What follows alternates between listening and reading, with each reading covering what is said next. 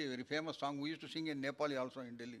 నేపాలి కూడా, నేపాల్లో పాడే వాళ్ళమే. హృదయ భరికో ధన్యవాద్ తెలుగులో ఉంది అది. పూర్ణ హృదయ స్తోత్రం. పూర్ణ హృదయం అది. That brother was baptized here in 1983 in Hebron.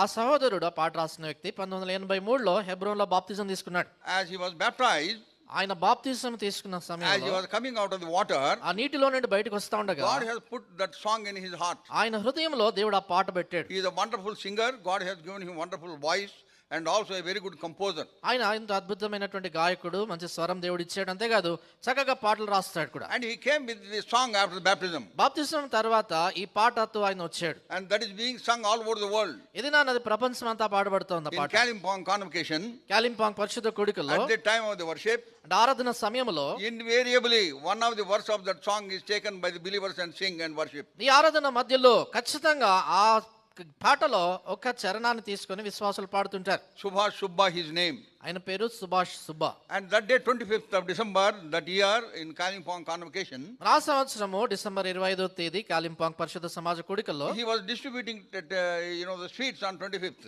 25వ తేదీన అందరికి కూడా మిఠాయిలు పంచిపెడుతున్నాడు. And then he came to me. ఆయన నా యొద్దకు వచ్చాడు. Then I asked him, what is the occasion? నేను అడిగాను ఏంటి సందర్భం అని. He said very joyfully with great excitement, ఆయన ఎంతో సంతోషంగా ఎంతో ఉప్పొంగుతూ చెప్పాడు. Uncle, today is my birthday. ఆయన చెప్పాడు, అంకుల్ ఈ రోజు నా And జన్మదినం. immediately he hastened to correct it. He said, not that birthday, uncle.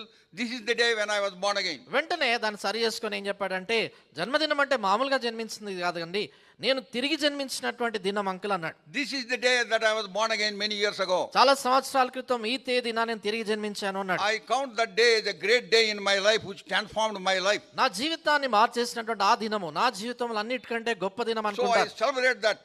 అందుకే దాన్ని జరుపుకుంటాను నేను. So a born again, date of being born again. కాబట్టి తిరిగి జన్మించినటువంటి తేదీ. Oh, that is what we have to celebrate. కాబట్టి ఆ విషయాన్ని మనం వేడుకగా జరుపుకోవాలి. What does it mean? దాని అర్థం ఏంటి? Christ born in our heart. క్రీస్తు మన హృదయంలో జన్మించటం. That is the Christmas. అది Christmas. Has Christ come into your heart? యేసుక్రీస్తు ప్రభువు నీ హృదయంలో వచ్చాడా? Then celebrate it. అప్పుడు దాన్ని జరుపుకో.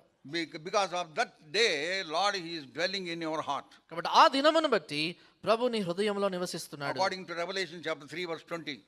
ప్రకటన గ్రంథం 3:20 ప్రకారం, As you open the door of your heart, ఎప్పుడైతే నీ హృదయ ద్వారాన్ని నువ్వు తెరిచావో, He said, I will come and dine with him and dwell with him. ఆయన అన్నాడు, నేను లోపలికి ప్రవేశించి అతనితో నాతో అతడు భోజనం చేయుదుము. That is the real Christmas.